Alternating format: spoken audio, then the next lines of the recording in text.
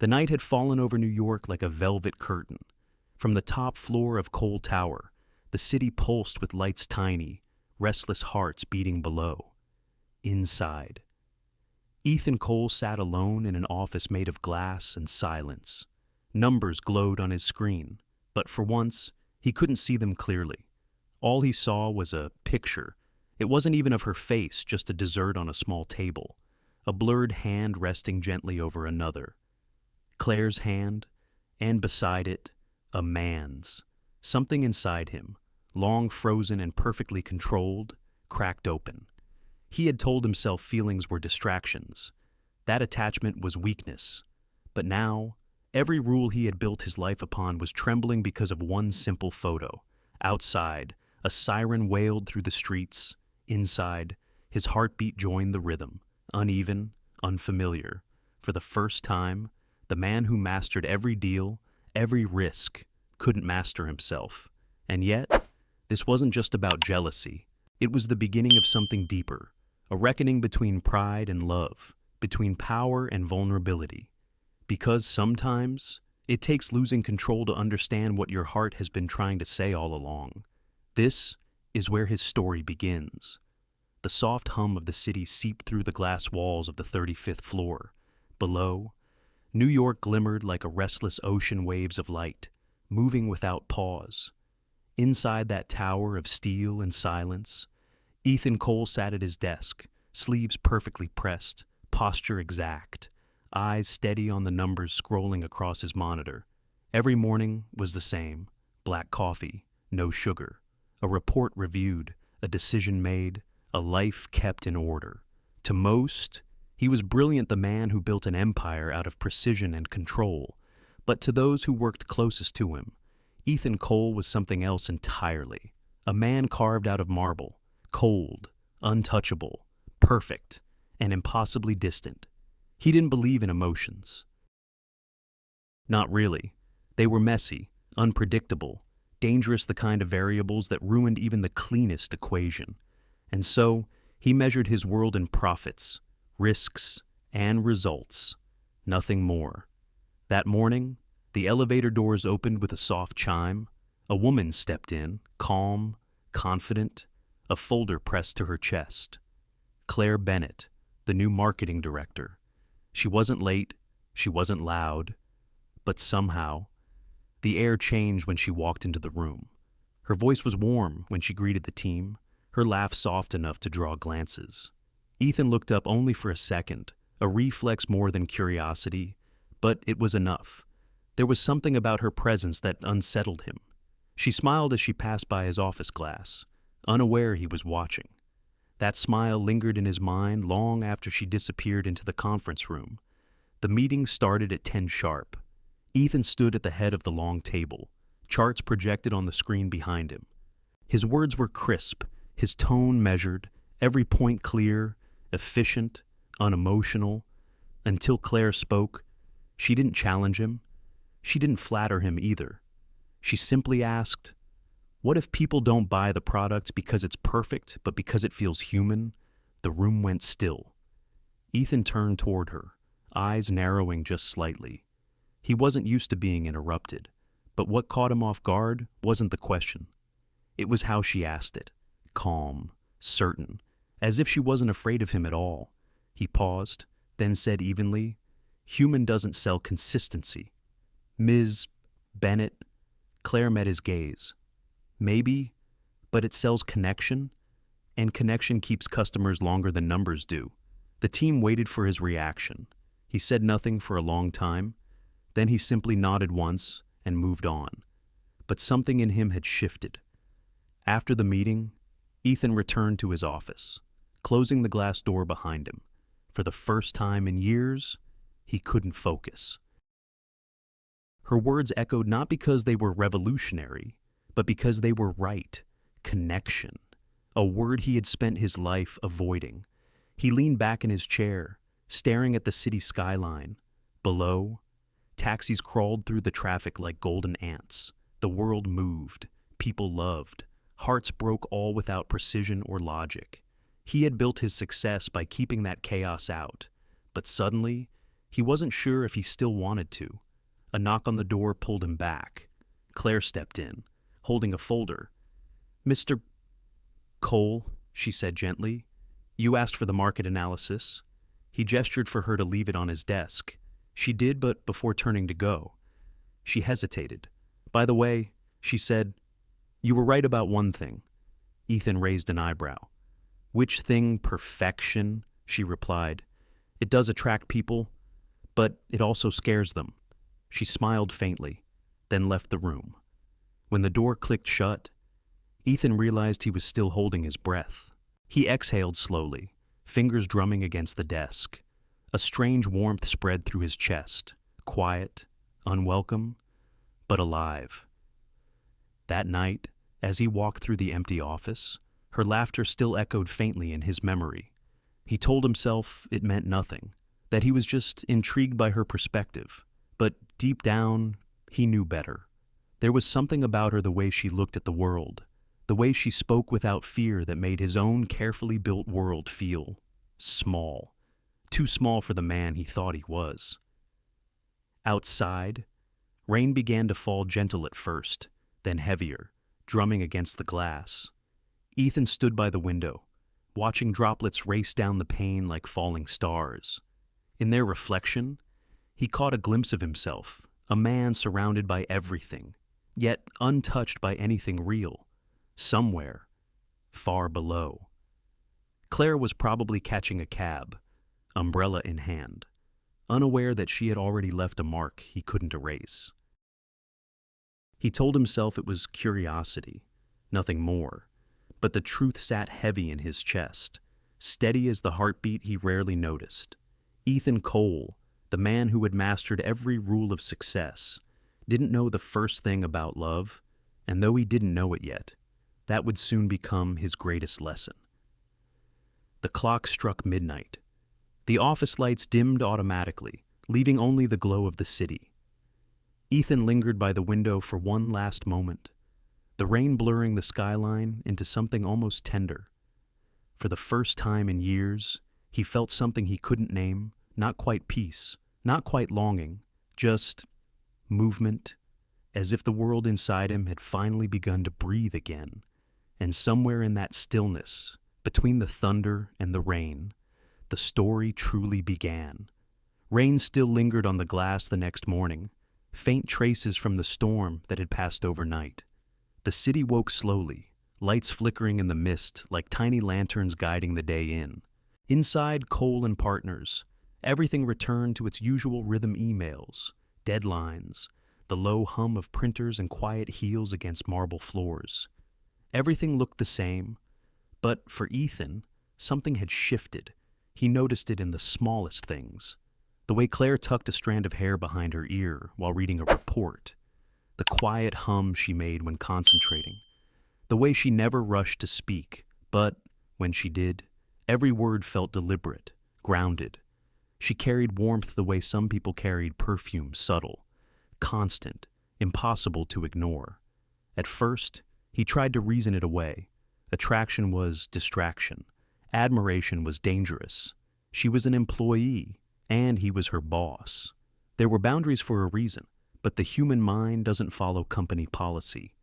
Each day, the space between them grew thinner. They began working late. The marketing proposal demanded long hours, endless revisions. Most of the office left by 8, but the corner lights stayed on in Ethan's glass-walled office. Claire sat across the table, her laptop glowing softly, coffee cooling beside her. Sometimes they didn't speak for half an hour, just exchanged quiet glances over the sound of keyboards and the faint jazz music she liked to play from her phone.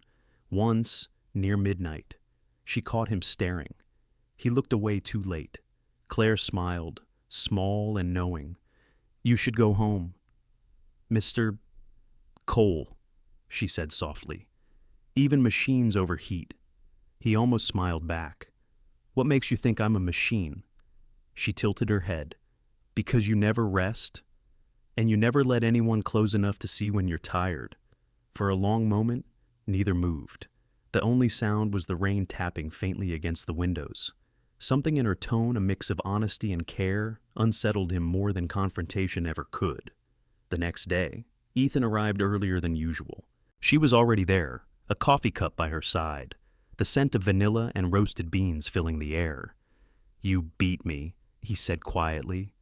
"I had an early start," she answered, eyes still on her notes. He noticed a small sketch on the corner of her page, a city skyline drawn in quick, delicate lines. "You draw," he murmured. "When my mind's too full," she said. "It helps me remember that the world isn't just numbers." That word again, numbers. It always came back to him like a mirror reflecting everything he was. Claire wasn't like anyone in his world. She laughed easily. She spoke with conviction. She cared too much. And yet, instead of irritating him, it made him want to listen. That week, a crisis hit a client threatening to withdraw millions from their investment portfolio. The board panicked. Ethan didn't. He walked into the meeting calm as stone. But when he spoke, his voice lacked the usual sharpness. It was softer, measured. Claire sat quietly at the end of the table, watching him navigate tension with grace. When the meeting ended successfully, she lingered as others left. "You always look so composed," she said. "Do you ever let yourself feel?" He looked at her, searching for sarcasm, but found none. Feeling Cloud's judgment, he replied, "It makes you hesitate." "Maybe," she said, "but it also makes you human." That evening, as the office emptied, Claire stopped by his door with 2 takeout boxes. "Dinner," she said, setting one on his desk. "You don't eat enough when you're working." He almost protested, but the smell of warm pasta stopped him. They ate quietly, watching the lights of New York blink on below. For a while, the silence between them wasn't awkward. It was gentle, familiar. She told him about her hometown, a small coastal city in Maine, where the sea always smelled like salt and pine. He listened, genuinely listened, something he hadn't done in years.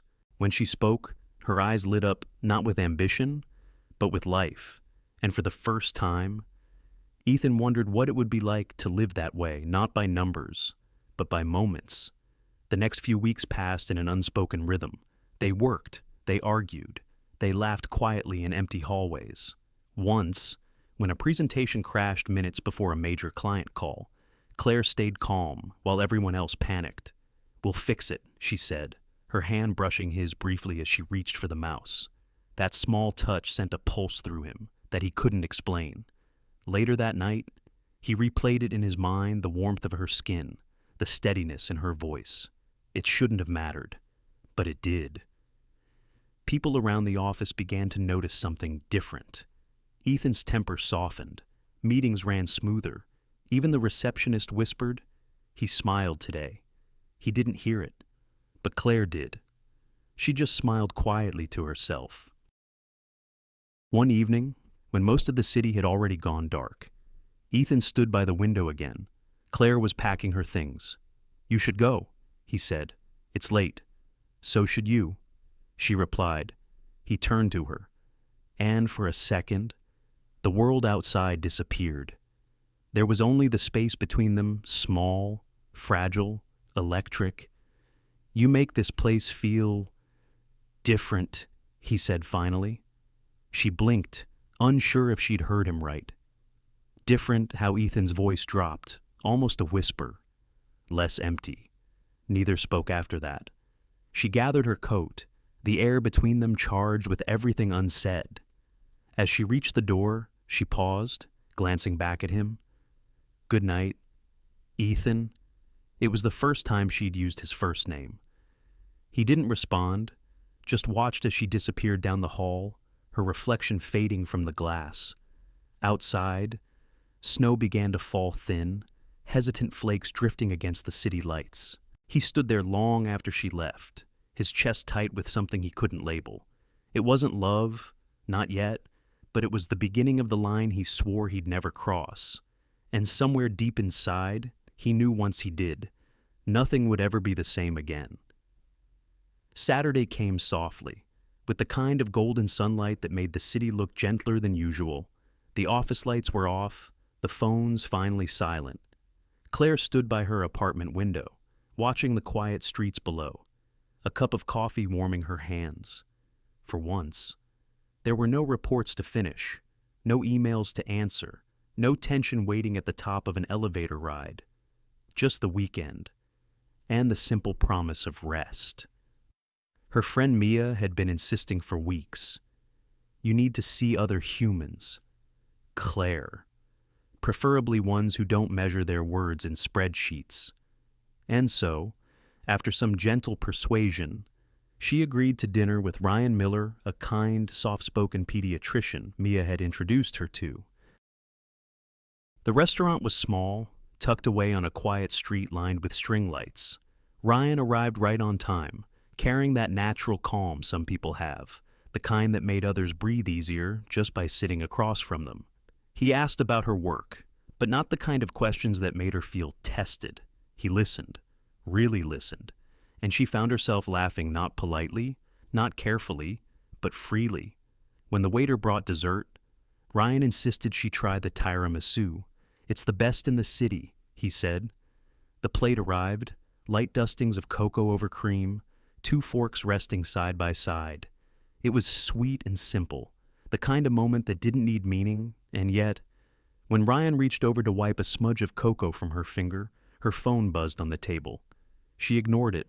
Later that night, when she got home, she scrolled through the photos she had taken, the warm lights, the dessert, the faint blur of laughter caught in motion. Without thinking too much, she posted one a slice of tiramisu, 2 coffee cups, and 2 hands loosely intertwined across the table. The caption read, "Only, sweet evenings are rare." She smiled, put the phone aside, and fell asleep. Across the city, in a penthouse overlooking the Hudson, Ethan Cole sat in near darkness, the city stretching endlessly below him. He had told himself to rest, but rest had never come easy. The glow from his phone screen lit his face as he scrolled aimlessly, a habit he rarely indulged. Work was quiet, for once. The world felt distant, until her name appeared, Claire Bennett. Sweet evenings are rare. He clicked the photo. The air left his chest before he realized he'd been holding it. The image was harmless. Dessert, a table, and yet his eyes went straight to what lay between that hand, a man's hand, a stranger's hand.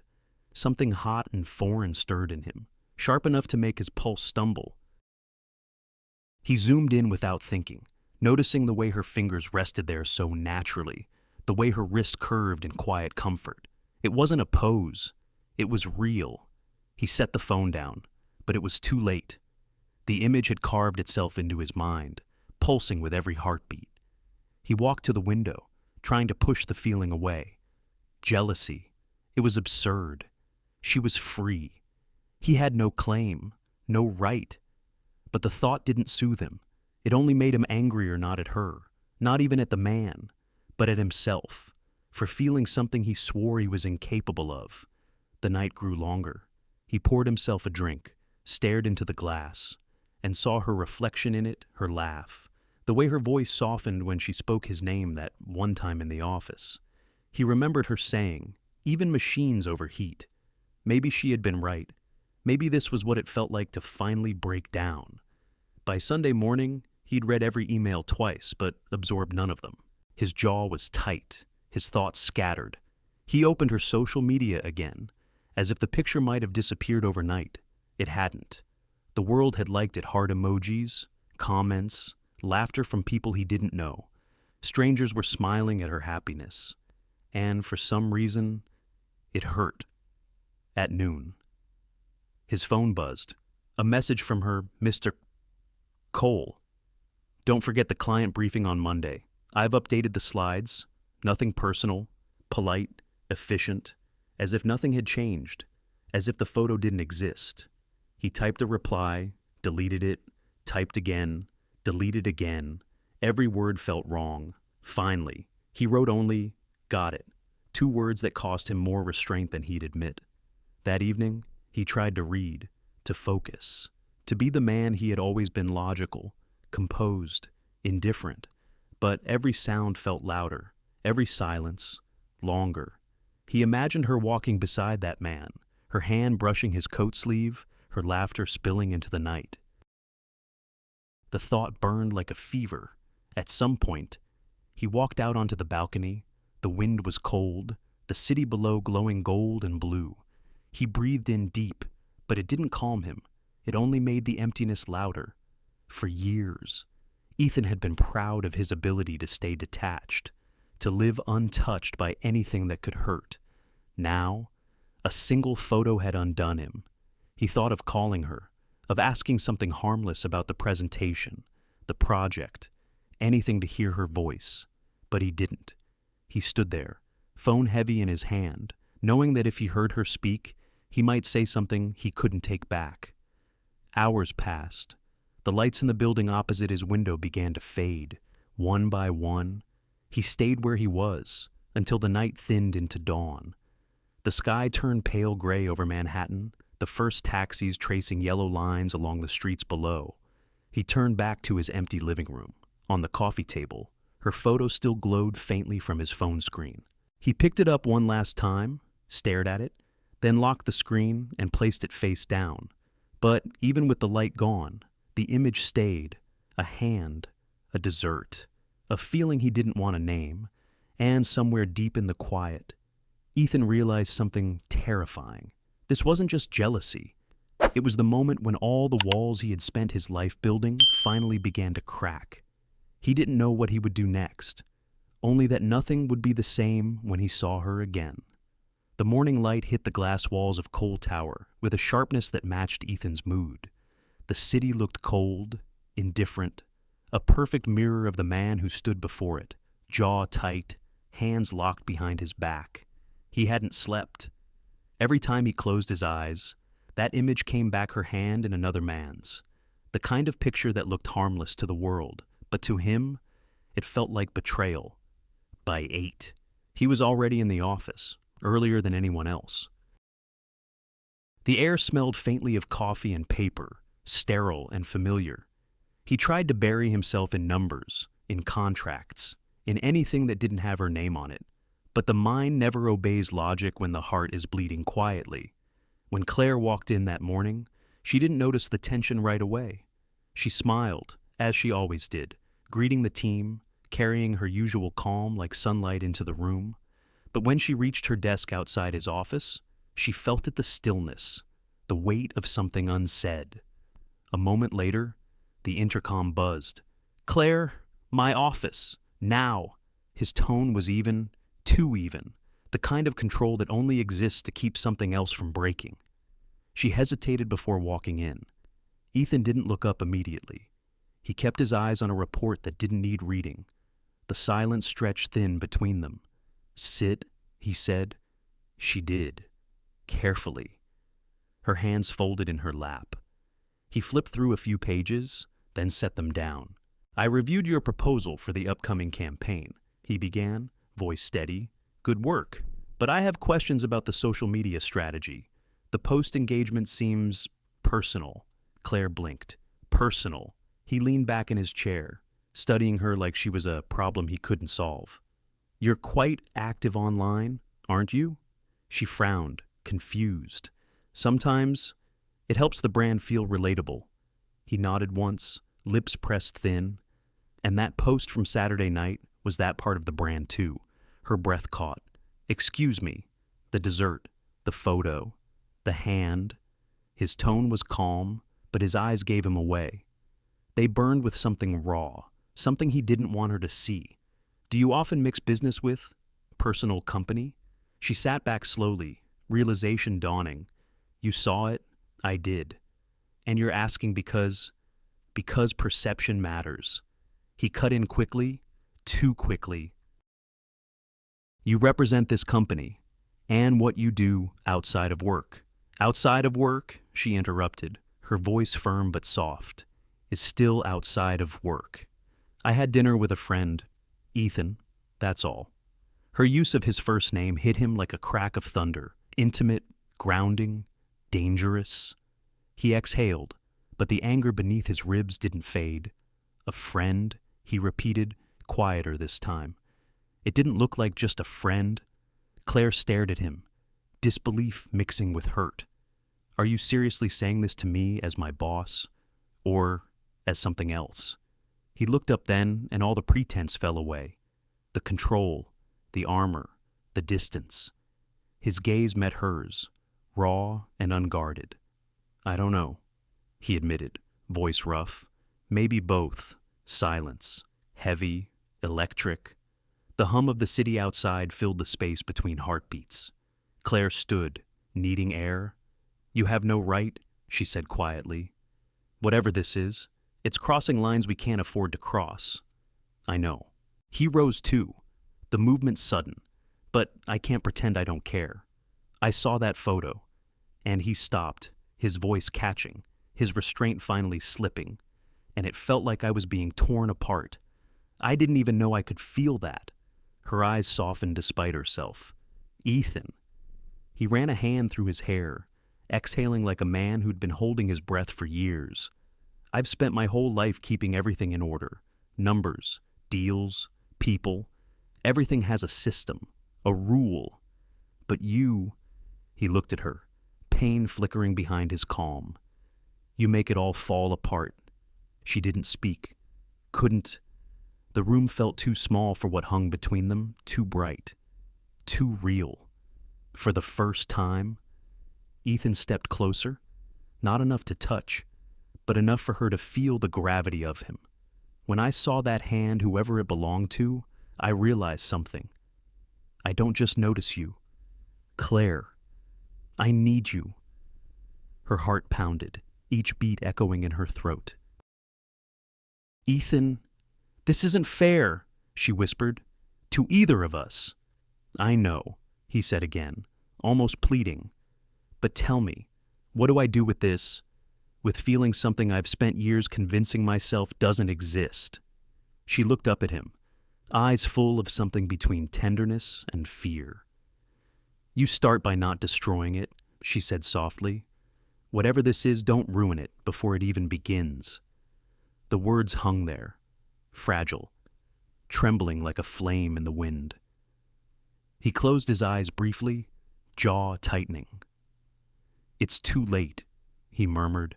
I already have. When he opened them again, she was standing by the door. Neither of them moved, both caught in the weight of what had just been spoken. For a long time, the world went quiet, just the ticking of his watch, the slow rhythm of two hearts learning they could still break. Claire's voice was the first to return. Ethan? You're not the only one who's scared, she said. But if you keep fighting what's real, you'll lose it before you ever understand it. And with that, she left the door closing behind her like the softest kind of goodbye. Ethan stayed still, his reflection staring back at him in the glass wall. Outside, the clouds were breaking, sunlight spilling through in uneven streaks. He pressed his hand against the cold surface, as if reaching for something just out of reach. For years, he'd mastered every negotiation, every storm. But this feeling had undone him in a way nothing else ever could. And as the city moved on without him, Ethan Cole realized the truth he'd never wanted to face. He wasn't angry because she'd been with someone else.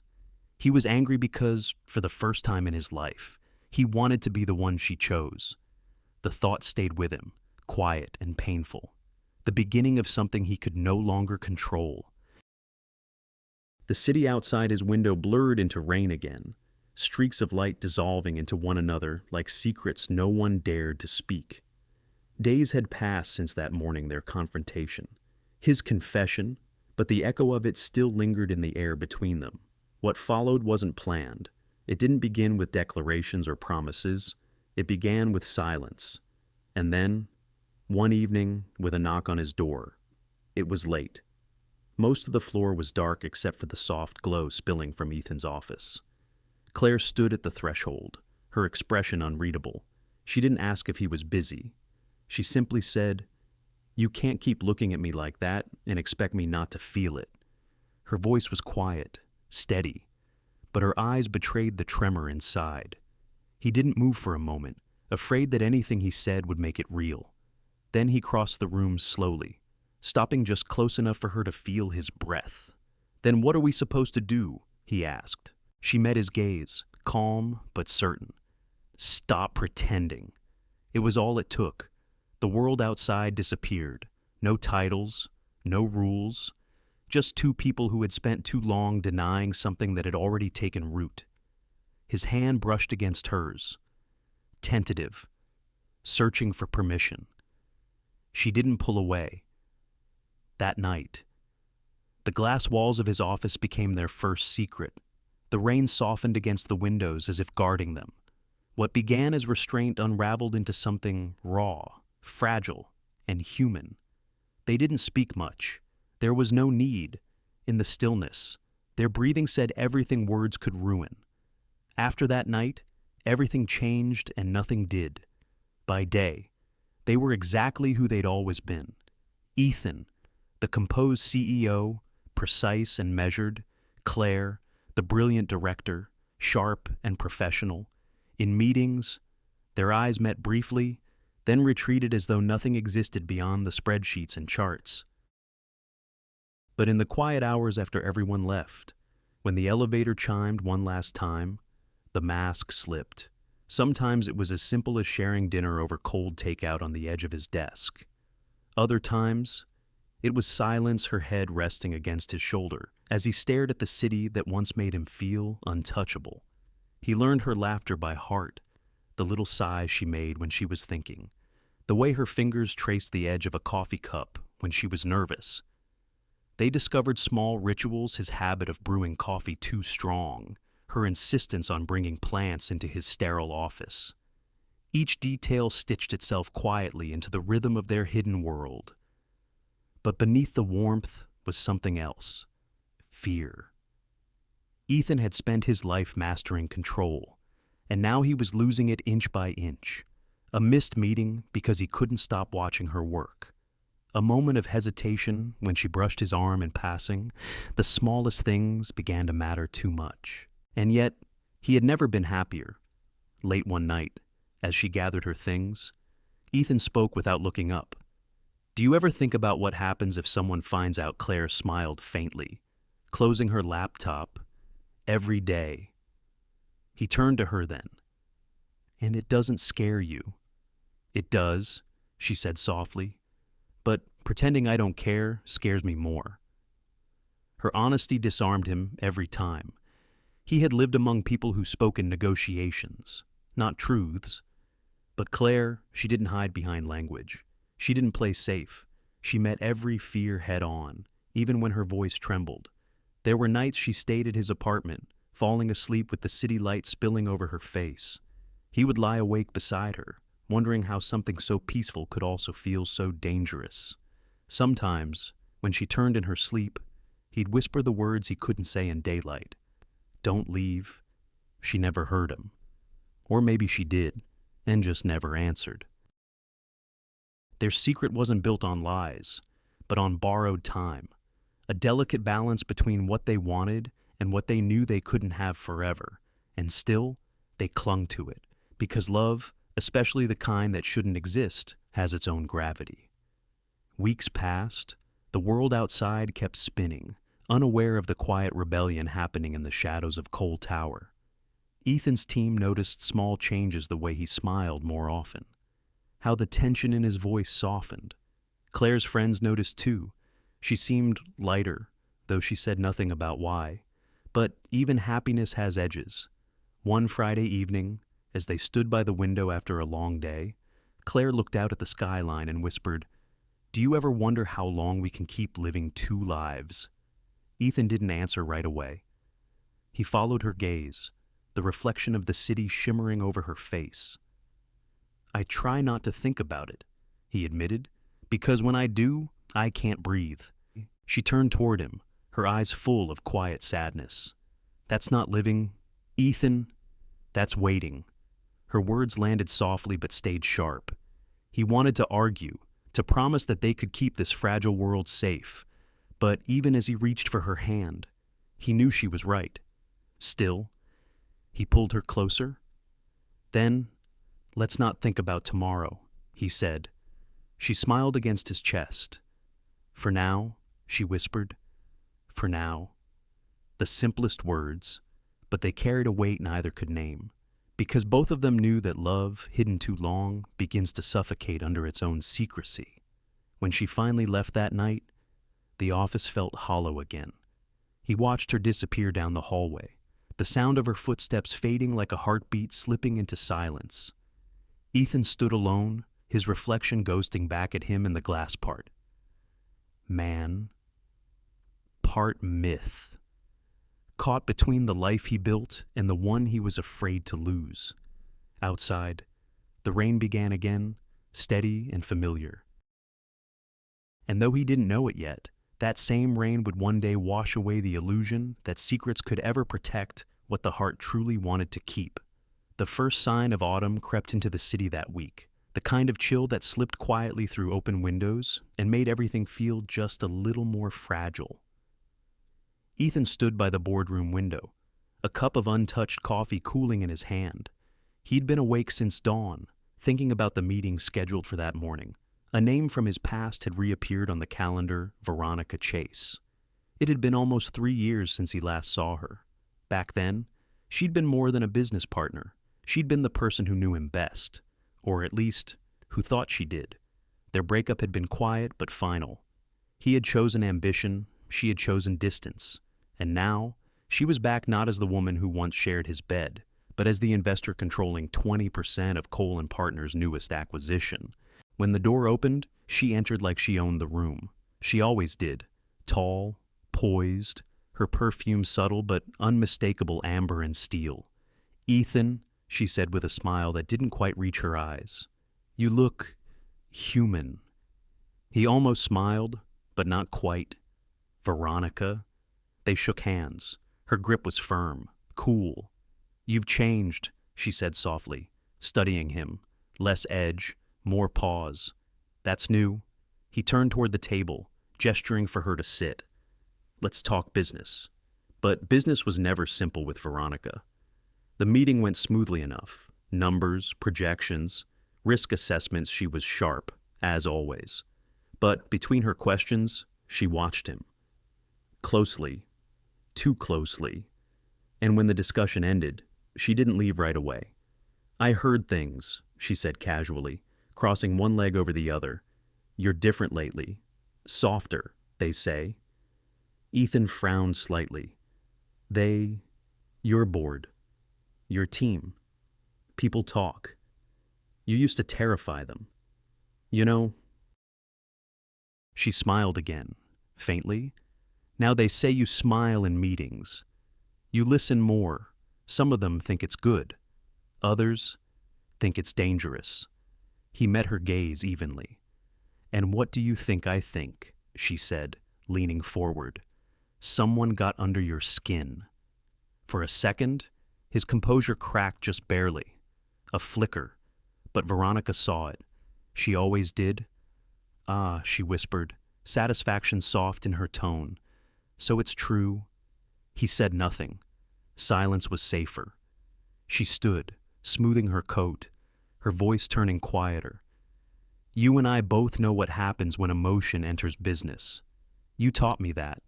Remember, love and power don't mix. Not for men like you." He exhaled, tired. "This isn't your concern, but it should be," she said. "Because when you fall, Ethan, you don't just fall alone. You take everything with you, the company, the partners, the trust." Her words hit harder than he expected. Not because she was wrong, but because part of him feared she wasn't. That afternoon, after she left, the scent of her perfume still lingered in his office like a ghost. He stood at his desk, staring at the skyline, feeling the quiet panic settle in. Veronica had always known how to find his weak spots. She didn't have to raise her voice or make threats. Just a few sentences, and she could make him question everything. He told himself she was manipulating him, protecting her investment. But deep down, a small, unwelcome voice whispered, "What if she's right?" When Claire knocked later that evening, he almost didn't answer, but her voice softened through the door. "Ethan, you're still here." She stepped inside, the faint smile she always carried easing the weight in the room. "You missed dinner again," she said lightly, setting a paper bag on his desk. "So, I brought yours." He looked up at her, really looked, and for a moment, the ache in his chest loosened. "You didn't have to." "I know," she said, "but I wanted to." Simple words. Honest. They hit him harder than any accusation ever could. They ate together quietly, watching the lights fade outside, the city buzz below, unaware that two people were trying to hold something fragile together in a tower made of glass and rules. At one point, she caught him staring. What she asked softly. He hesitated. Nothing. Just, "You're here." Her smile warmed. Where else would I be? He almost said nowhere better, but Veronica's voice echoed in the back of his mind. Love and power don't mix. Not for men like you. He forced a small smile, looking away. "Nowhere," he murmured. "You're right." Later that night, after she left, he stood alone again, same view, same silence. But everything felt heavier. He thought about the way Veronica had looked at him, not with jealousy, but with knowing. She'd seen the softness in him, the vulnerability he had tried to hide from the world. He wanted to believe love made him stronger, that Claire was helping him become someone better. But the world he lived in didn't reward softness.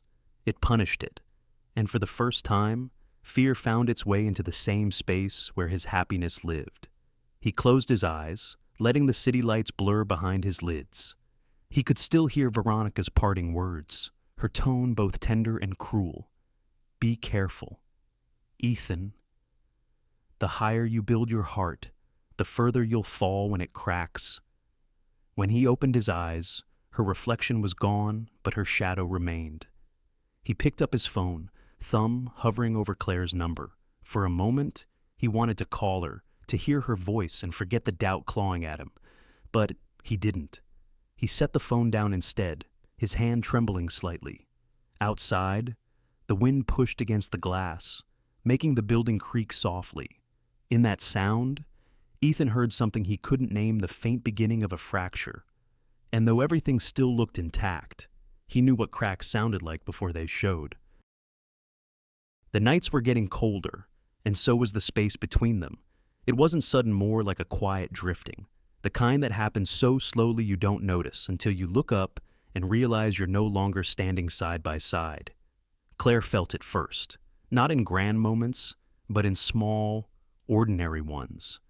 Her sketchbook lay untouched on the corner of her table. The plants in her apartment had begun to wilt. The texts from friends went unanswered. Her world, once full of color and noise and people, had narrowed down to one man and the fragile, secret world they shared. She told herself it was temporary. That balance would return once the pressure at work eased, once the campaign launched, once Ethan stopped looking at her with that mix of intensity and tenderness that made her forget who she was before him. But deep down, she knew better. Love wasn't supposed to make you disappear. Ethan, meanwhile, was fighting battles of his own. Veronica's words had taken root, and they grew louder each day. Every investor meeting turned into a reminder of what he stood to lose. Every article mentioning workplace ethics or corporate rumors made his chest tighten. He told himself it was just business, that he could separate the two, but even he could feel the cracks forming, the ones that didn't show on paper, but whispered through his thoughts late at night. When he saw Claire now, part of him ached with the same warmth as before, but another part, a quieter, more frightened part, kept count of the risks. The glances during meetings, the shared elevator rides, the way her name sounded too tender in his mouth. One Thursday evening, he called her. Dinner. His voice was steady, but beneath it was something that almost sounded like pleading. There was a pause. Claire looked around her apartment at the piles of unfinished notes, the untouched canvas leaning against the wall. She hadn't painted in months. Even the music she used to play while cooking felt too loud now. "I can't tonight," she said softly. "I need a night to breathe." The silence on the other end stretched long enough for her to imagine his expression. The confusion, the restraint, the flicker of hurt he wouldn't let her hear. "Of course," he finally said, "you should rest." But rest didn't come easily. Not for either of them. Ethan poured himself a drink that night and sat in the dark, the ice melting slowly against the glass. He told himself she just needed space, that she'd come back tomorrow with that familiar warmth in her eyes. But doubt had a way of finding the smallest cracks and pushing its way in. Meanwhile, Claire walked through the city streets, the air crisp against her skin. She ended up at a small cafe near her apartment, a place she hadn't visited since before Ethan. The barista remembered her order. "It's been a while," he said with a smile. "You used to come here every Sunday." She smiled back, a little embarrassed. "Yeah, I guess life got busy." She sat by the window, sipping her coffee slowly, watching strangers pass by. A couple laughed quietly at the next table. A man in a worn coat read the newspaper with a soft, absent smile. For the first time in months, she realized how much of the world she'd stopped noticing. Back at the office, Veronica reappeared like a shadow. She met Ethan after a board session, her tone casual but her eyes sharp. "You seem tired," she said, pouring herself a cup of coffee. "Overworked, or just distracted?" He didn't answer. "You know, Ethan," she continued, swirling the cup in her hand, "when I said emotions ruin judgment, I wasn't being cruel. I was being realistic. Look around. People notice things. They always do. You think they don't see how you look at her." His grip on the pen in his hand tightened. "Careful, Veronica." She smiled faintly. "I'm just saying this company isn't built to survive gossip. And neither are you." He wanted to argue, to tell her she didn't know what she was talking about. But she did. Veronica had seen him at his worst before years ago, when emotion cost him a deal that took months to rebuild. She knew exactly where to press. When she left, the office felt colder. He stared at the city below, remembering the way Claire's laughter used to fill this space, how it made even the silence feel alive.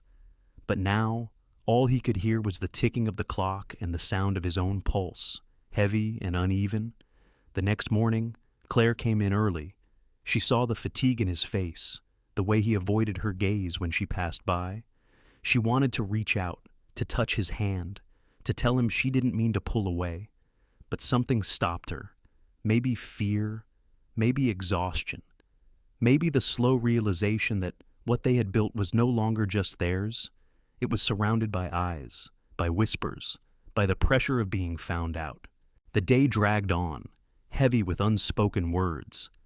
During a break, Claire caught her reflection in the restroom mirror and barely recognized herself. Her eyes looked tired, her smile dimmed. For a second, she thought of calling him, of saying, "Let's go somewhere. Just us, somewhere far away." But even that thought felt impossible now. When evening came, she walked past his office without stopping. Ethan looked up, watching her silhouette move down the hall. He wanted to call her name, to stop her, but he didn't. He just sat there, letting the distance grow. And somewhere in that quiet between the weight of Veronica's warnings and Claire's need for air, the first real crack appeared. It wasn't loud, it didn't break anything yet, but it was there, steady and certain. A small fracture in the glass tower they had built together.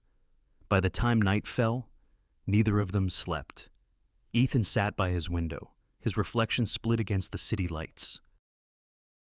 Claire lay in bed, staring at the ceiling, tracing the outline of what used to be certainty. And though they were only miles apart, both of them felt the same truth pressing down that love, no matter how strong, begins to tremble when it forgets to breathe. The silence came quietly at first, like fog slipping through the edges of a window. Then it stayed.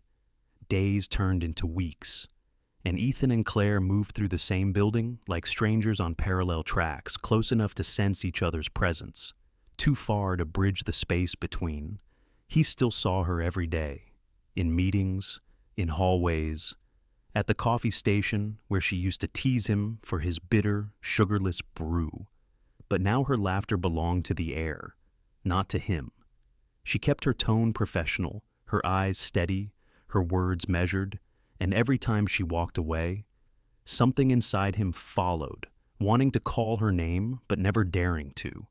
The city outside his window never stopped moving, but Ethan did. He worked longer hours, stared at screens until numbers blurred. Anything to drown out the sound of her absence. Nights stretched into long, sleepless watches filled with the dull ache of wanting and the sharper sting of pride. He told himself it was for the best. That space was what she needed. That distance was safer than risk. But when he saw her laughing softly with another colleague one afternoon, something in him twisted an echo of that old jealousy he'd sworn he'd mastered. Claire, on her side, wasn't doing much better. Freedom didn't feel like breathing. It felt like walking barefoot on glass. She spent her evenings trying to remember who she had been before Ethan, the woman who painted on weekends, who met friends for wine, who stayed up late dreaming instead of doubting. But every time she closed her eyes, she saw him, his calm voice, his steady hands, the way he looked at her like she was the only unpredictable thing he'd ever learned to love. Still, she stayed away. She had to. The more she loved him, the more she feared what that love was costing her. Her work had become mechanical, her passion dulled by exhaustion. The secrecy, the fear of being found out, it had started to poison what was once beautiful. She told herself distance was healing, that this silence was protection. But healing shouldn't feel so much like breaking. At Cole & Partners, whispers began to drift like smoke through the halls. Nothing clear, just small things. A reporter from the Wall Street Chronicle had called twice asking about internal restructuring. A financial blog posted an anonymous note hinting at inappropriate relations among senior staff. It was vague enough to dismiss, but sharp enough to sting. Ethan's assistant mentioned it casually one morning, unaware of the tension beneath the surface. "It's probably nonsense," she said, "but maybe you should get ahead of it, issue a statement." He just nodded. His throat felt dry. He didn't ask where the rumor came from. He already knew how such things spread one glance too long, one careless late night in an office where lights stayed on when they shouldn't. Veronica called him later that afternoon. Her tone was smooth, controlled, but the warning was there. "You're losing your edge, Ethan. The market notices when the man at the top starts hesitating. You should remember, power is perception." "I'm fine," he said flatly. "I hope so," she replied, "because perception is fragile. Once it cracks, no one cares what's true." When the call ended, he sat for a long time, staring at the skyline, wondering when love had turned into liability. He had always thought he could balance both heart and empire, but maybe Veronica had been right all along. Maybe men like him weren't built for tenderness. That night, he saw Claire leaving early. Her coat collar was turned up against the cold. She didn't notice him watching, or maybe she did and chose not to look back. He almost followed her. Almost. But something stopped him. Fear, pride, the ghost of every warning he'd ignored. Claire walked through the city streets alone, the air sharp with the promise of snow. She stopped at a crosswalk, watching the world move, people hurrying home, laughter spilling from cafes, the smell of roasted chestnuts from a cart nearby. For a moment, she felt invisible, then free, then lost again. When she got home, she turned off her phone. The screen glowed with unread messages, but none from him. She sat on the floor beside her couch, the quiet pressing in from all sides. She missed him, but more than that, she missed the version of herself who wasn't defined by him, the woman who could love without losing her balance. In another part of the city, Ethan sat in his penthouse, the sound of rain against the windows muffled but insistent. He scrolled through emails he didn't read, stared at her name on his contact list, and finally typed a message, "I miss you." He stared at the words for a long time, before deleting them. Outside, thunder rolled faintly over the Hudson. The storm was coming. He could feel it not in the weather, but in the air around his life. The silence between them had become too heavy, too noticeable. It was only a matter of time before someone else noticed it too. At the office the next morning, Claire arrived to find people whispering near the elevators. Something about an inquiry. Something about ethics. The words slid through the air like knives wrapped in silk. She didn't ask questions, but she didn't need to. Her pulse quickened, her palms cold. In his office, Ethan sat at his desk reading an email with the subject line, "Media request for comment urgent." His heart dropped. The message was from the communications director. "We've received inquiries about a personal relationship between you and an employee. Please advise." He closed the laptop slowly. The silence around him hummed like static. For a moment, he imagined calling her in, telling her everything would be fine, that he'd protect her, that the company would weather this. But even as the thought formed, he knew it was a lie. He couldn't protect them both. Not anymore. Down the hall, Claire was standing by the window, unaware of the email sitting unread on her screen. She watched the city waking below, her reflection faint in the glass-tired eyes. Uncertain heart. She felt the weight of something coming, something she couldn't name yet, but it was there, gathering like a storm in the distance. And when she finally turned away, she whispered to herself, almost too softly to hear, "Maybe this silence has lasted too long." In that moment, across the building, Ethan whispered the same thing. Neither knew the other had spoken, but the air between them had already begun to shift. Because silence, no matter how well-intentioned, never stays harmless for long.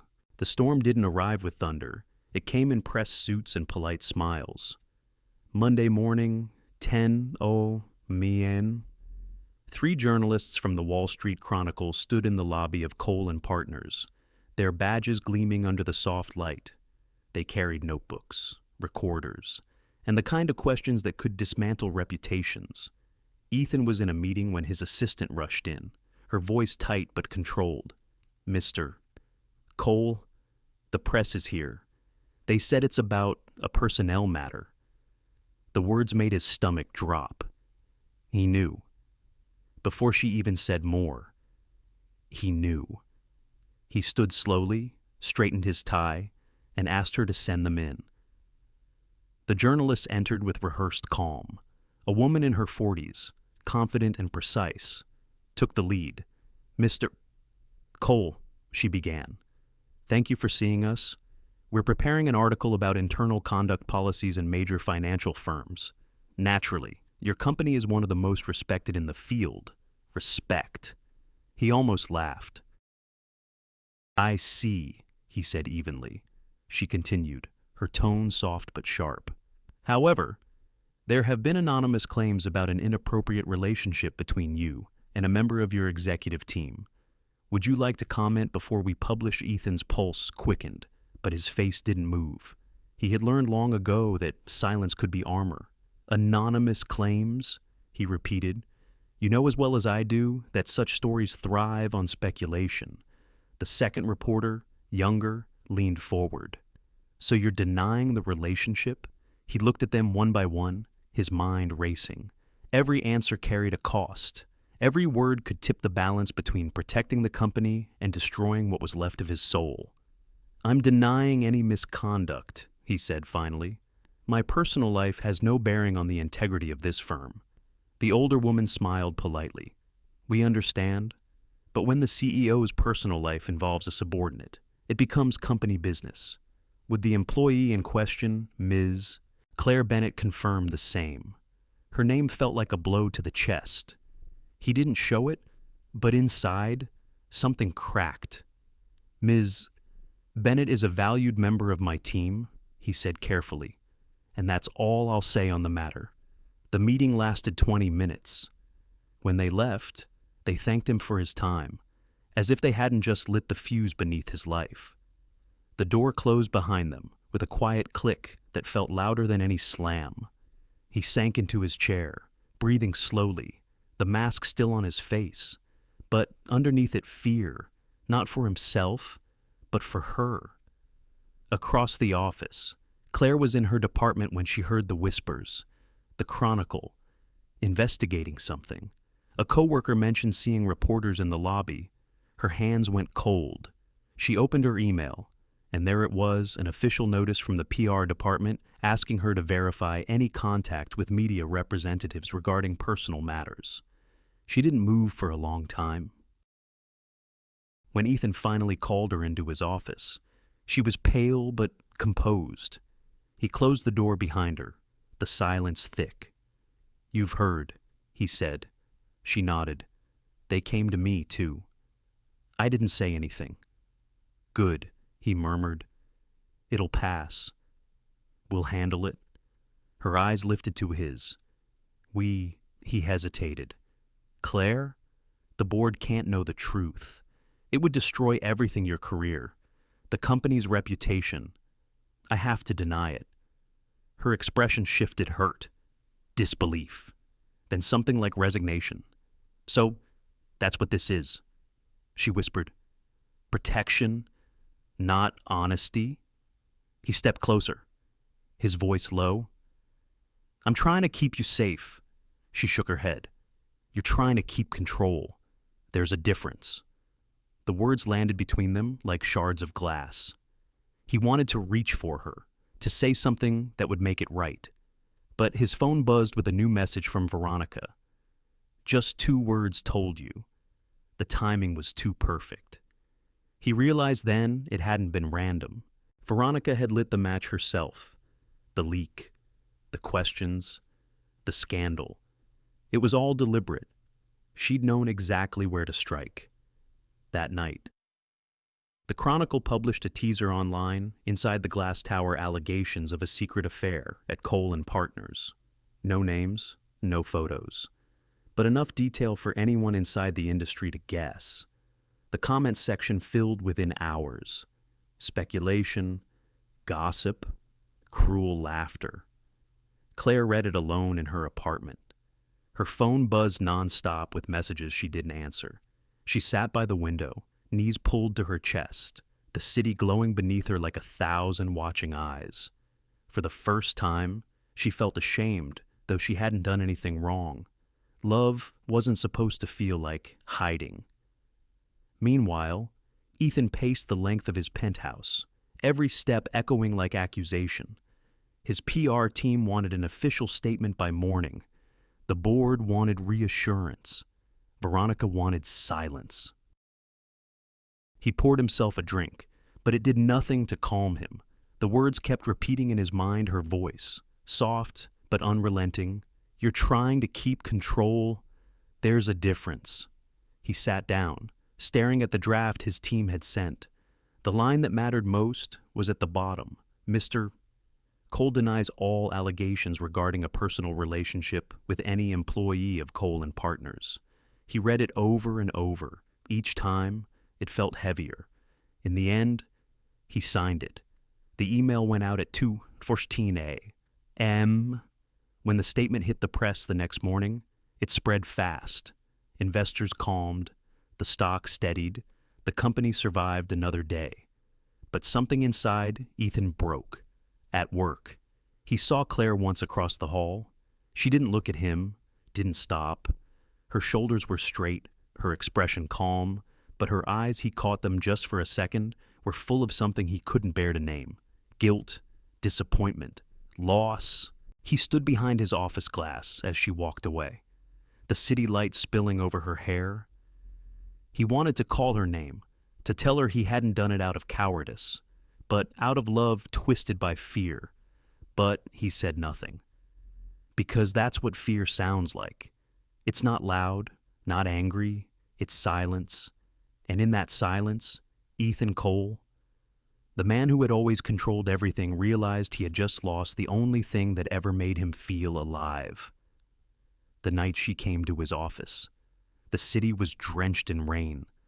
The windows blurred with it, and the sound of water against glass filled the silence between them. Claire stood by the door, still in her work clothes, her hair damp from the walk. Ethan didn't look up right away. He sat behind his desk, papers untouched, the statement he'd signed still open on the screen. When he finally spoke, his voice was quiet. "The Chronicle will publish again tomorrow. They want confirmation from both of us. The PR team says, it'll look better if we give a consistent response." She didn't move. "Consistent," she repeated, meaning the same lie. He looked up at her then, eyes shadowed, tired. "Claire, this isn't just about us anymore. It's about the company, hundreds of people, their jobs, their futures. I can't let one rumor destroy all of it." Her voice was soft, but steady. "It's not a rumor. Ethan, it's our truth." He stood, walking toward her slowly, as if afraid she might disappear. "You think I don't know that he said," his voice breaking just slightly, "but if we admit it, everything I've built, everything we've worked for, it'll fall apart. We'll both be ruined." She met his gaze, her eyes glimmering beneath the dim light. "Then maybe it deserves to fall," she whispered. The words landed like a quiet thunder. He looked at her, really looked this woman who had walked into his life and taught him what warmth felt like. And now she was the one undoing him. Not with cruelty, but with truth. "Claire," he said, his voice low, almost pleading, "please, just this once, let me handle it my way. Say nothing, or say it wasn't true." Her breath caught. "You want me to lie?" He didn't answer. He didn't have to. The silence stretched, long and heavy. The rain outside grew louder, tapping against the glass like the echo of a clock counting down. Claire took a slow step toward him. "Do you know what hurts the most?" she asked. "Not that you're afraid, but that you still think control can save you." Her hands trembled slightly, but her voice didn't. "All this time, I thought you were learning how to love, but maybe you were just learning how to hide it better." He swallowed hard, his throat dry. "That's not fair." She shook her head. "Neither is asking me to disappear." The air between them felt alive with something fragile. Too much love, too much fear, too... He wanted to reach for her, to pull her in, to say he'd change, but he'd made too many promises to power, and it was too late to take them back. For a long moment, neither spoke. Then, finally, she took a deep breath, and her voice came out barely above a whisper. "If you choose reputation over truth, Ethan, you'll have to do it alone." She turned toward the door. He stepped forward instinctively. "Claire, please," but she stopped him with a look, the kind that ends a story before the last word is spoken. And then she was gone. The sound of her footsteps faded down the hall, then the elevator, then nothing at all. Only the rain remained falling steady, unrelenting. Ethan stood there for a long time, unable to move.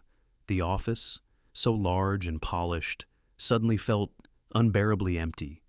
He walked to the window, his reflection fractured by streaks of water, his face pale in the city's glow.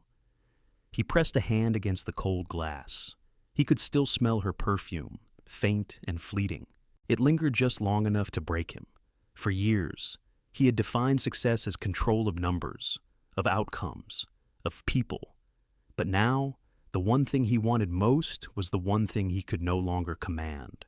Her forgiveness, her presence, her belief that he could still be more than the man the world expected him to be. The phone rang. He didn't answer. A message blinked on the screen from Veronica. "You did the right thing." He almost laughed, a sound too hollow to be real. The right thing? He sat down, elbows on the desk, head in his hands. The city lights shimmered through the rain like distant stars he couldn't reach. In his chest, something heavy began to settle and ache deeper than guilt. Loneliness. He'd known solitude all his life, but this was different. This was the kind that came after love, when silence no longer felt peaceful, but punishing. Somewhere far below, the streets glowed with reflections of passing cars. He imagined her walking through them, coat pulled close, her heart breaking quietly in rhythm with his. And for the first time, Ethan Cole, the man who once believed he could control everything, realized he'd finally lost what mattered most. Not his company, not his image, but the woman who had shown him what it meant to be human. He stayed there until dawn, the rain easing into mist, the city waking. The light crept slowly into the room, soft and indifferent. When he finally stood, his body felt heavier than it should have. He walked to the door, paused, and looked back at the space she had stood hours earlier. The air still held her absence like a memory. He whispered, to no one but himself, "You were right, Claire. Control is just another kind of fear." Then he turned off the lights and left the office, the echo of his footsteps fading into the emptiness he'd created. Outside, the storm had passed, but the air still smelled of rain clean, cold, and unforgiving. The morning after she left, New York felt colder. Even the air inside the Cole and Partners tower seemed thinner, stretched too tight between glass and steel. Ethan hadn't slept. He arrived before sunrise, sat at his desk, and watched the city wake up beneath him. His reflection in the window looked older, heavier, almost like a man he didn't recognize. By 8, the first headline appeared, Cole and Partners CEO accused of office affair. Insider sources confirm. Within hours, every financial outlet carried the story. By noon, the stock price had dipped 8%. Investors called, board members texted. Veronica didn't call at all. She didn't need to. He knew she was behind it. He could have denied it again, released another statement, blamed rumors, played the role of the calm executive who always had things under control. But something inside him had finally snapped the same part of him that used to care about appearances more than truth. By afternoon, the board had called an emergency meeting. It was held in the top-floor conference room, the same one where Ethan had made his first major pitch 15 years earlier. The room was glass on 3 sides, sunlight sharp and merciless. Around the table sat 12 people, all of them powerful, all of them watching him with the kind of polite detachment reserved for a man already halfway out the door. "Ethan," said Charles Monroe, the chairman, his voice careful, "we're here to discuss the crisis currently affecting the firm's reputation." He paused, eyes flicking to the printed article on the table. "We've all seen the coverage. The implications are serious." Ethan nodded once. "I know." Charles leaned back. "Our legal team advises immediate action. We'll issue a formal denial and suspend Ms. Bennett's contract pending review. Once things cool off, we can restructure quietly. But we need your public statement today." The room waited. Someone shifted papers. The hum of the city outside filled the silence. Ethan's fingers traced the edge of the table. His heart beat slower than it should have. Almost calm. "You want me to lie again?" he said softly. A few heads turned. No one spoke. Charles frowned. "Ethan, this isn't about lies. It's about survival. You've built this company from nothing. Don't throw it away over sentiment." "Over sentiment," Ethan repeated. He almost smiled, but it wasn't the kind of smile anyone wanted to see. "You call it sentiment. I call it truth." A woman at the end of the table, Margaret Lee. Head of PR, shifted uneasily. "Ethan, please, this isn't personal. It's business. You've always said so yourself." He looked up, eyes steady. That was before I realized how wrong I was. The room went still. He rose slowly, pushing his chair back. The sound echoed in the silence. "For years, I built this place on control, on precision, on the belief that feelings made you weak. And maybe that's why we've all forgotten what strength really looks like."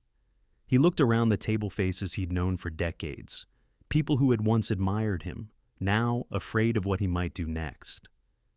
"You're asking me to deny her, to erase her, to keep pretending that love is a flaw we can manage with a press release." Charles leaned forward. "Ethan, don't do this." But he was already standing straighter. his voice lower now, steady like confession. "Her name is Claire Bennett," he said.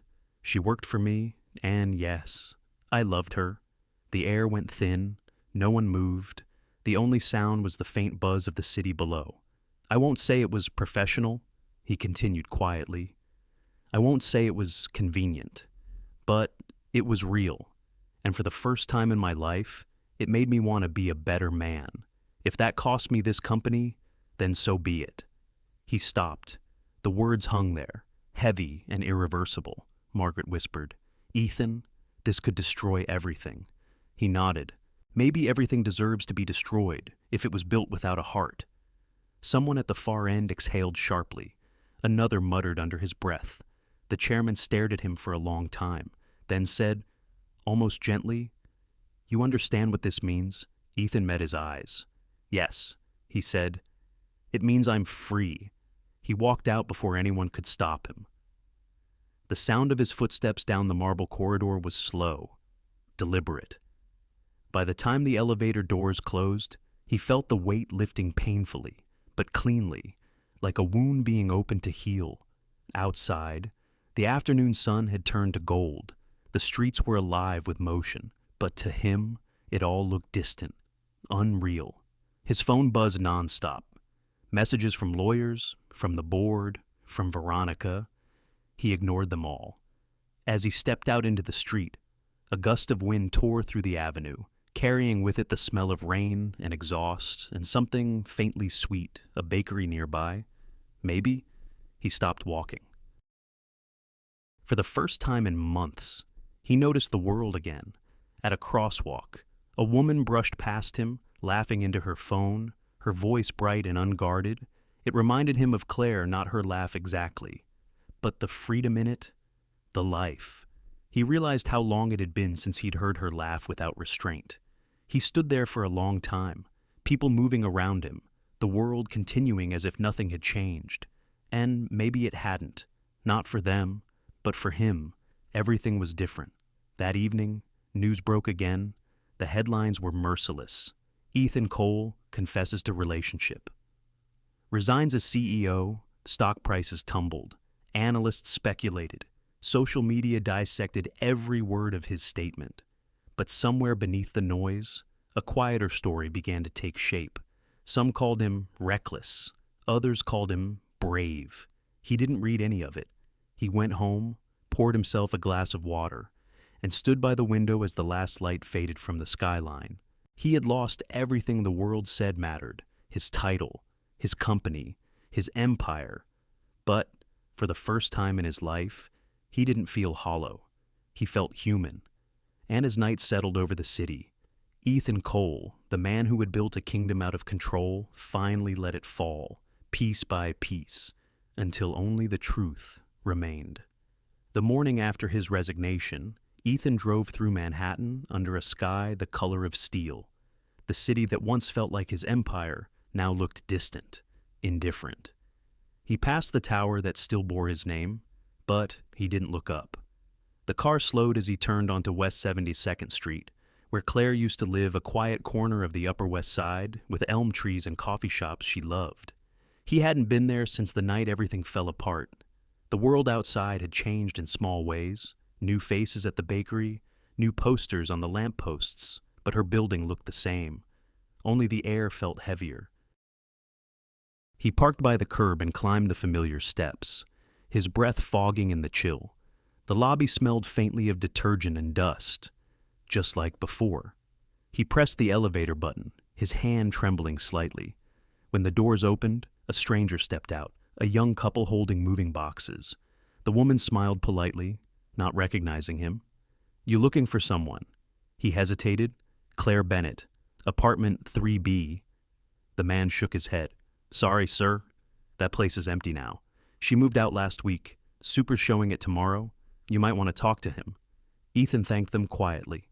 When they left, the hallway felt too still. He stood outside her door, the brass number 3B shining faintly under the fluorescent light.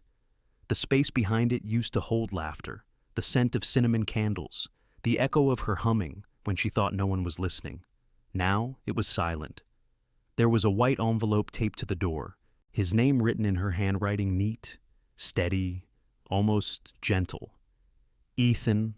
He pulled it down with careful hands, as if afraid it might break. For a moment, he just stood there, staring at it, unable to breathe. Then he opened it. Inside, a single sheet of paper. Her words, "Ethan, thank you for teaching me that love can be deep and that people can change even when they're afraid. You showed me what it feels like to be seen, and for that, I'll always be grateful. But if you still believe fear is safer than truth, then what we had can't survive it. Love can't breathe in the shadow of control. Please don't look for me. I need to learn how to stand on my own again. Claire." He read it twice, then a third time. Each word sank slowly, like stones into water. He stood in that hallway for what felt like hours, the letter trembling slightly in his hand. Somewhere down the hall, someone was playing jazz softly behind a closed door. The melody wove through the air like something fragile and fading. He didn't cry. He just closed his eyes and leaned against the wall, letting the stillness press against him. This was what loss really sounded like, not shouting, not anger, just absence. Eventually, he slid the letter back into its envelope and walked out. Outside, the afternoon light was thin, washed pale by winter. He crossed the street to the small park where they had once sat together, drinking coffee from paper cups, laughing about something neither of them remembered now. The same bench was there, but empty. He sat down, hands folded, the letter resting in his lap. He thought about all the moments he'd chosen, caution over courage, the way he'd measured words instead of speaking them, the way he'd protected what didn't matter, and lost what did. A gust of wind blew across the park, scattering leaves like gold. He watched them spin and drift, thinking how love, real love, was never meant to be kept behind walls. He stayed there until the shadows lengthened, until the air turned colder. When he finally stood, he felt a strange kind of clarity, painful, but clean. That night, back in his apartment, he placed her letter on the desk beside the photograph he had of her, the only one he'd kept. She was smiling in it, eyes bright, hair loose around her shoulders. It had been taken during a company retreat, long before anyone knew. He looked at it now and whispered, almost to himself, "You were right, Claire. Fear was all I ever worshipped." The next morning, he called his driver and asked to be taken to the airport. "Where to, sir?" the man asked. Ethan looked out at the skyline, the city that had given him everything and taken everything back. "Nowhere yet," he said quietly. "Just drive." But he didn't leave New York that day. Not yet. He spent the next few weeks dissolving the last pieces of his life. There, meetings with lawyers, statements to the board, final interviews.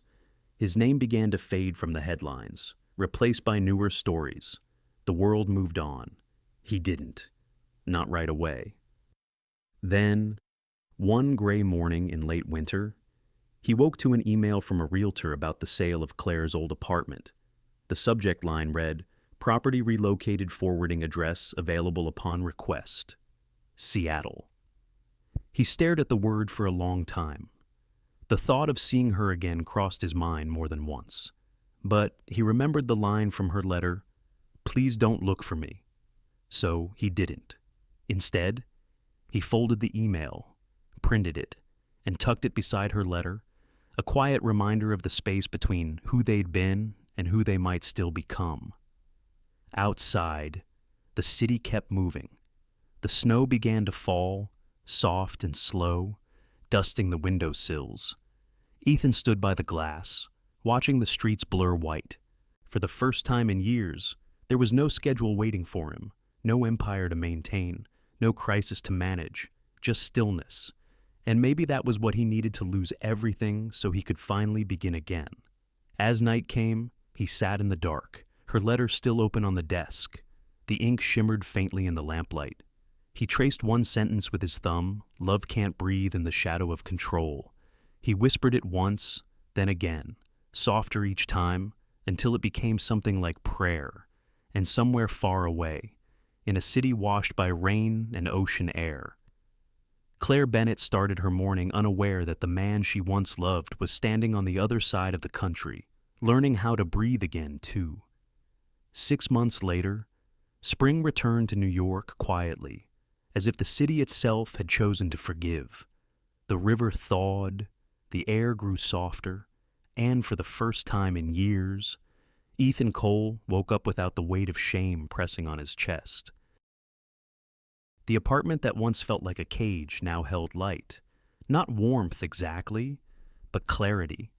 He'd spent months in silence after Claire left. No interviews, no boardrooms, no polished speeches, just long walks through the city at dawn, blending into crowds that didn't care who he was. He'd stood in line for coffee, sat on park benches beside strangers, and learned to listen to the city, to people, to himself. And somewhere along the way, something shifted. It started small. He began volunteering with a mental health outreach program downtown anonymously. At first, he answered phones, delivered meals, listened to people who'd lost everything. Their stories broke him open, piece by piece.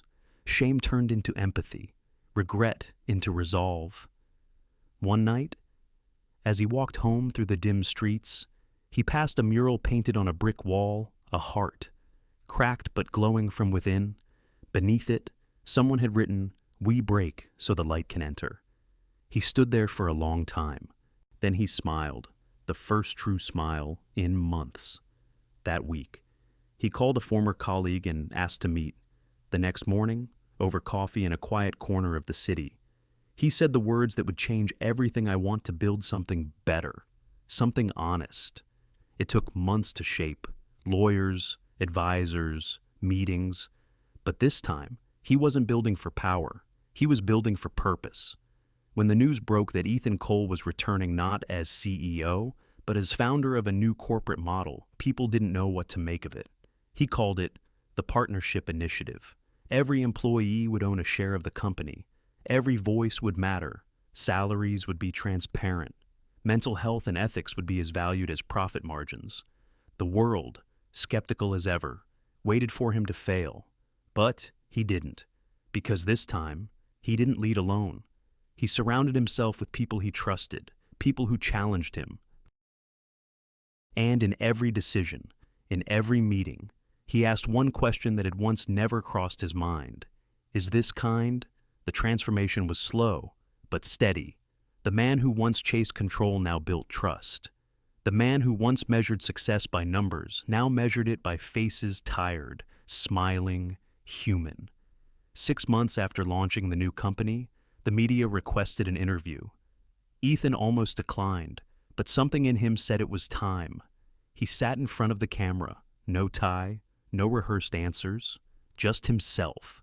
The interviewer asked, "Mr. Cole, you've been called many things: a visionary, a fallen CEO, even a romantic. But now the press calls you the man reborn by love. Do you agree with that?" He paused, looking down for a moment, then smiled faintly. Reborn. Maybe not, but love, yes, love saved me. Just not in the way people think. How so? The interviewer asked. He leaned back, thoughtful. I used to believe love made me weak, that it could ruin what I built, but it turns out it's the only thing that ever made me see clearly. Love doesn't destroy, it rebuilds, if you let it.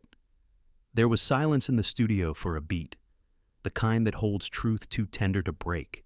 Then the interviewer said, "And this new foundation of yours, the Claire Bennett Foundation." What inspired it? Ethan's voice softened.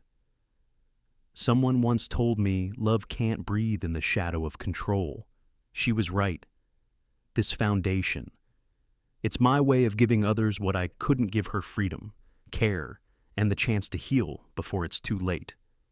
He smiled, not with pride, but with peace. The Claire Bennett Foundation launched the following month.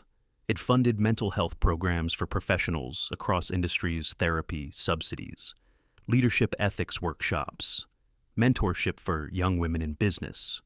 Within weeks, donations poured in. The story of Ethan's fall and redemption captured something rare hope. But Ethan didn't do interviews anymore after that. He didn't need to. He preferred quiet work visiting community centers, talking to interns, mentoring young entrepreneurs. People said he looked lighter, calmer. Some even said he looked happy. And maybe he was, in his own way. One evening, as he left the foundation's office, he walked past a wall of framed photographs, smiling faces of those the fund had helped. In the center was the foundation's mission statement, written in simple black letters, dignity before ambition. He stood there, reading it again, feeling the weight of its truth. Later that night, back in his apartment, he opened his desk drawer and took out the letter she'd left behind. The paper had softened with time. The ink slightly faded, but the words were still sharp. He read them quietly, as he often did, not out of pain anymore, but gratitude. Outside, the city glowed. The same skyline that had once been his kingdom now felt like a reminder. Empires crumble, but hearts can rebuild. He folded the letter carefully, set it back down, and turned off the light. Before bed, he stepped out onto his balcony, the air cool and clear. Down below, traffic shimmered like a river of light. He took a slow breath and whispered, "Thank you, Claire." It wasn't a plea anymore. It was a benediction. And somewhere, miles away beneath the rain-washed skies of Seattle, a woman looked up from her work, her hands covered in paint, her studio filled with music, and for a reason she couldn't explain. She smiled. Maybe some part of her knew that the man she once loved had finally found his way home. Not to her, but to himself. The morning light in Seattle had a different softness, gray, gentle, honest.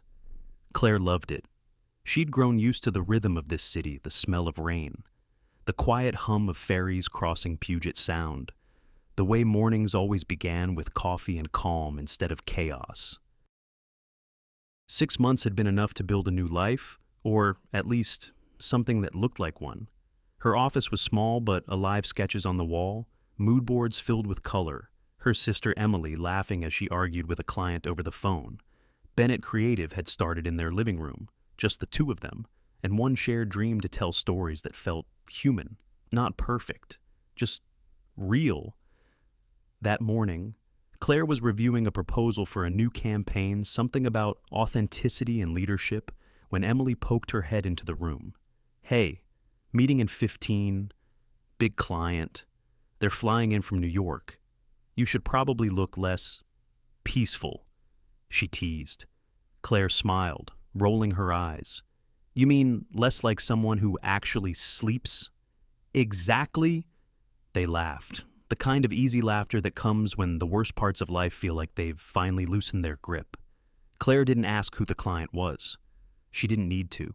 Work was work, and she'd learned not to let curiosity pull her toward places that still hurt. But when the receptionist's voice crackled through the intercom, "They're here," something inside her chest shifted, a small, inexplicable flutter. She brushed it off, adjusted her blazer, picked up her notepad. The conference room was bright, glass-walled, overlooking the drizzle that always seemed to linger over Seattle. The air smelled faintly of coffee and fresh print paper. She walked in with her usual calm.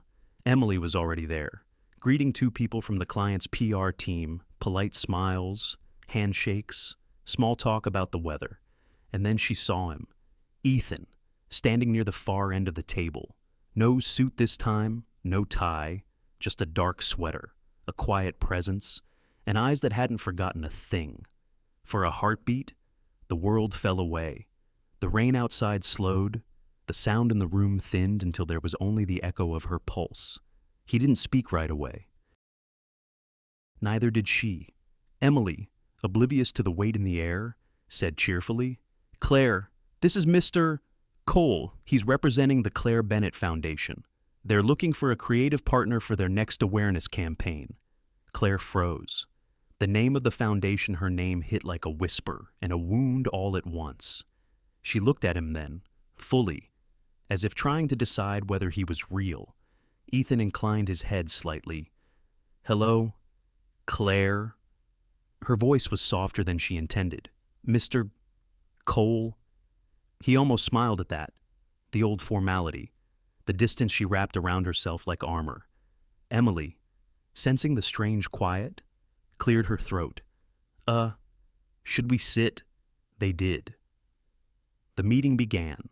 Technically, numbers, objectives, budgets, words moved, but meaning didn't.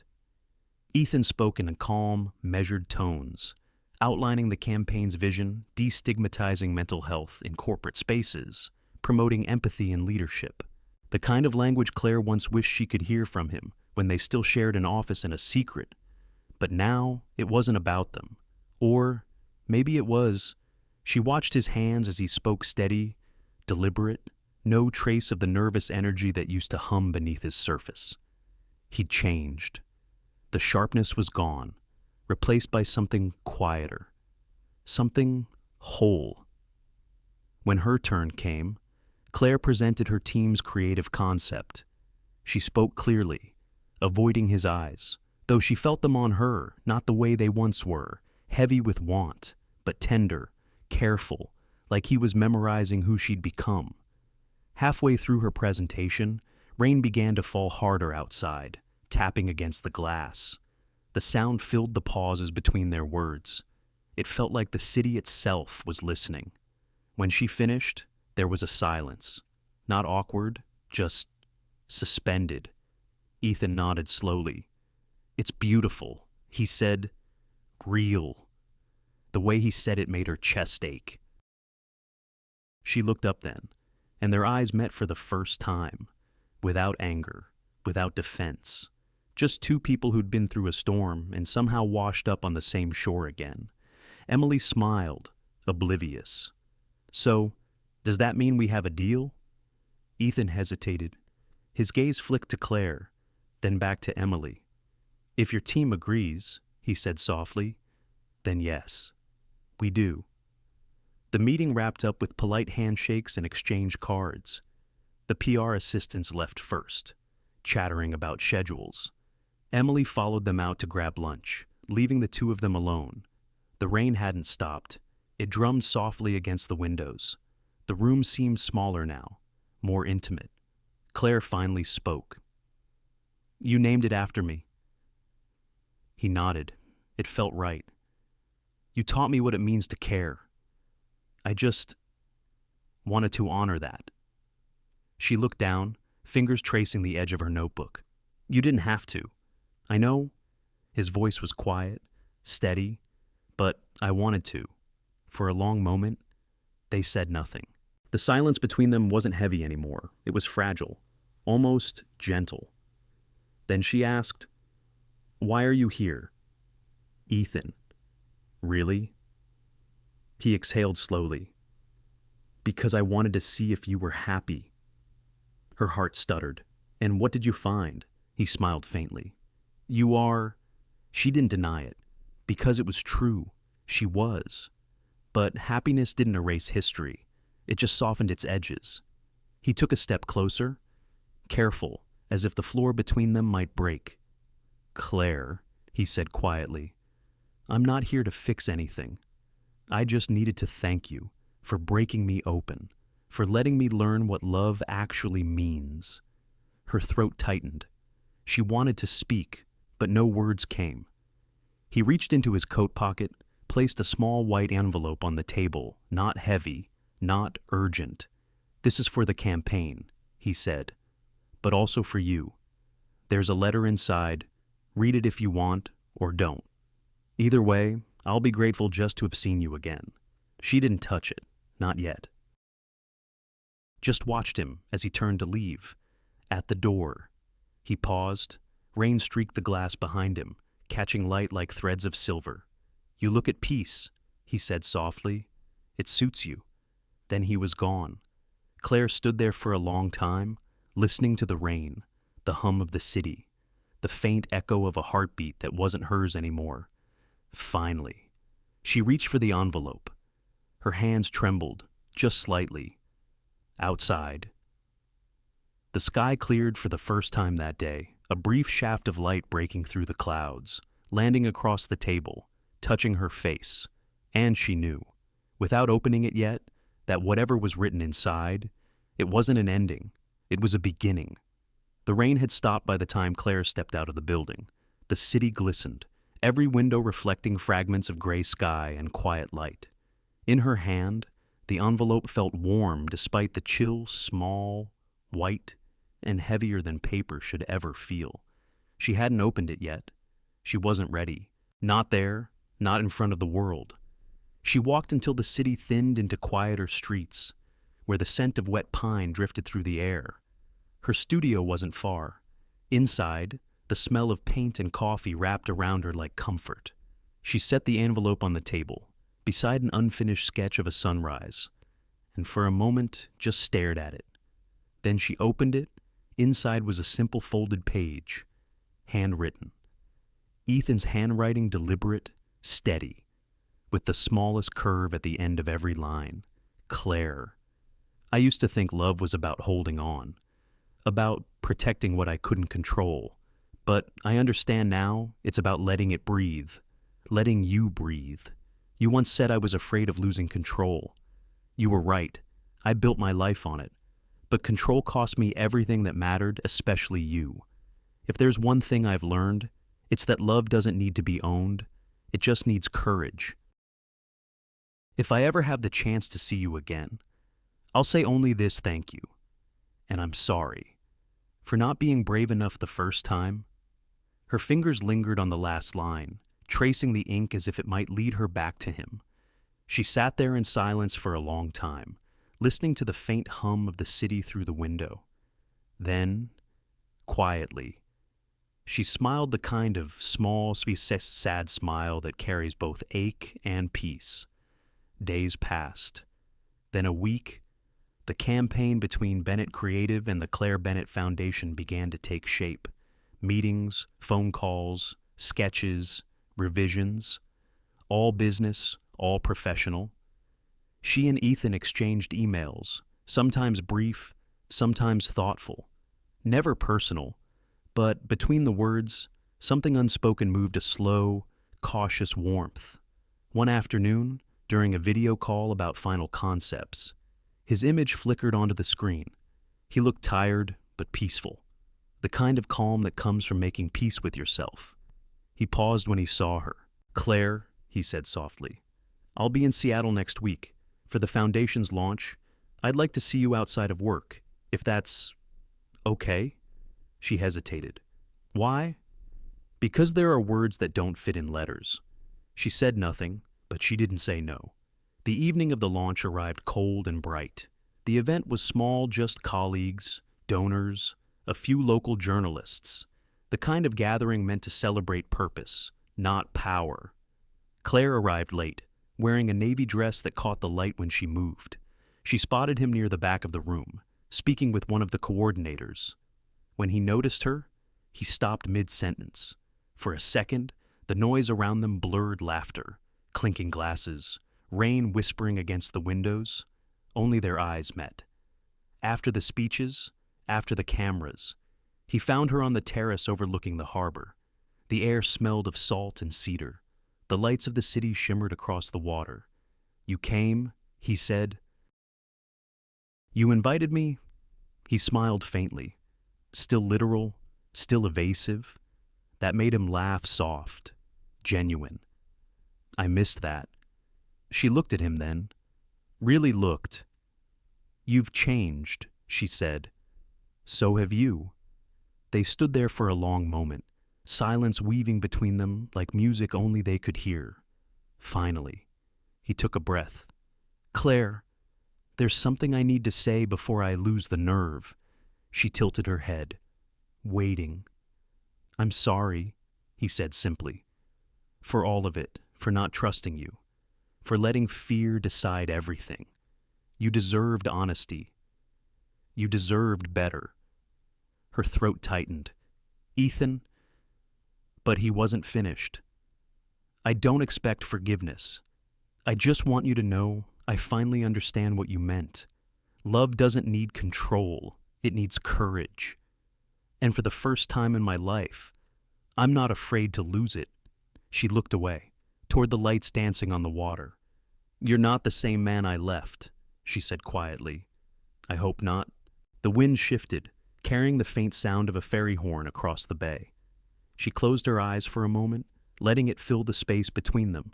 When she spoke again, her voice was steady. "I love you, Ethan. I never stopped. But I've changed too. I've built something that's mine, my work, my peace. I can't give that up." He nodded slowly. "I don't want you to. That's what I love about you. You don't belong to anyone. Not even me." He stepped closer then, just enough for her to feel the warmth of his presence. "I don't want to go back to who we were," he said. "I want to begin again, as equals, as two people who finally know what love costs and what it's worth." Her breath caught. "And what are you asking for?" He smiled, small and sincere. "Just the chance to walk beside you, to be the man who doesn't cage you, but keeps pace with you." Then, from his coat pocket, he pulled out a small velvet box. He opened it, revealing not a diamond, but a simple gold band. "Not a promise to own you," he said, "but a promise to grow with you." The world seemed to hold its breath. Tears welled in her eyes, not from surprise, but from the weight of how far they'd come. She looked at him. This man who'd once built empires and walls, now standing before her with open hands. She didn't answer with words. She just reached out, took his hand, and closed it around the ring. "Yes," she whispered. He exhaled, the kind of breath that sounds like surrender and peace all at once. They stood there, side by side, watching the city lights ripple over the water. The past didn't disappear. It simply softened into something bearable. "After a while," she said quietly, "you know, we'll both stumble again." "I know," he said, "but this time, I'll stumble with you." She smiled. "That's all I needed to hear." He reached for her hand, then gently, not to claim, but to connect. Fingers intertwined, warm against the cool evening air. And for the first time in years, their silence wasn't about fear. It was about peace. Two souls, no longer broken, just human, and together, finally, brave enough to begin. The morning sun hung low over Seattle, painting the harbor in shades of soft gold. The skyline shimmered new, alive, a city breathing possibility. 1 year had passed, and with it, an entire lifetime's worth of change. Cole and Partners now stood in the heart of Seattle, not the towering monument it once was, but something warmer, humbler. Glass walls open to the sea, offices filled with light and laughter instead of silence and pressure. Ethan often walked the halls without the sharp echo of authority that used to follow him. He listened more, smiled more. Some days, he still caught himself slipping into old habits, the urge to perfect, to control, but then he'd hear her voice in his mind, calm and steady. Let it breathe. Across town, Bennett Creative had grown beyond what Claire once imagined. From a small 2-room office, it had become a full creative house with branches across the country. But she kept her original desk, the one facing the window where the rain left tiny rivers on the glass. She said it reminded her that beauty and imperfection often came in the same storm. That day, they had an interview their first together, a joint feature about the partnership between Cole and Partners and Bennett Creative, now recognized as one of the most ethical business collaborations in the country. The studio was simple. White walls, 2 chairs, 1 camera, a microphone that seemed to hum softly with the weight of their story. Claire sat beside Ethan, her posture calm, her smile the same quiet warmth that once disarmed him in a crowded boardroom years ago. He looked at her for a moment before the cameras rolled, thinking how strange and miraculous it was that love could survive not by being perfect, but by being patient. The interviewer smiled. "You've both been through quite the journey. If you could share one thing, one lesson about love and success, what would it be?" Claire glanced at Ethan, then back at the interviewer. Her voice was gentle, measured. "I used to think love made us fragile," she said. "But it doesn't. Real love doesn't take away your strength. It teaches you to use it kindly. It makes you want to live decently. The room went still. There was something about the way she said decently, not grand, not triumphant, just true. Ethan smiled then, turning slightly toward her. And when you find someone who makes you want to be better, he added softly, don't run from it. Fight for them, even if it means starting over. There was a pause, that kind of silence only shared by two people who had already said everything that needed to be said. The interviewer thanked them, but neither moved right away when the cameras stopped. Claire's fingers rested on her lap, and without thinking, Ethan reached out not to claim, just to connect. Their hands met in the middle, still and steady. Later. As they left the studio, the city was alive with late afternoon light. The air smelled of rain again, soft and clean. They walked side by side through the cobblestone street near Pike Place Market, laughing quietly as the wind tangled her hair. It felt simple, unremarkable, perfect. When they reached the waterfront, she stopped, looking out at the ferries moving across the Sound. The sunlight shimmered on the water, breaking into 1,000 pieces of light. This city suits us, she said. Ethan nodded. It does. They stood there in silence, just listening to the waves, to the hum of life all around them. He turned to her then, his eyes softer than she remembered them ever being. You know, he said quietly, I used to think happiness was something you had to earn. Now I think it's something you allow. She smiled. Maybe both. He laughed under his breath, and she did too. It was a sound that felt like sunlight.